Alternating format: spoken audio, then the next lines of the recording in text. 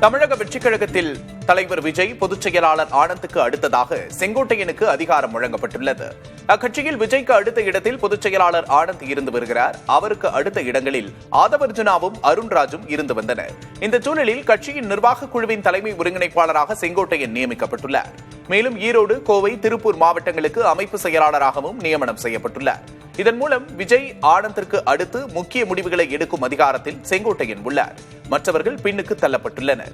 கட்சியில் பொதுச் செயலாளர் ஆனந்துக்கு இணையாக செங்கோட்டையனின் பணிகள் இருக்கும் என்று தாவேக நிர்வாகிகள் தெரிவித்துள்ளனர்.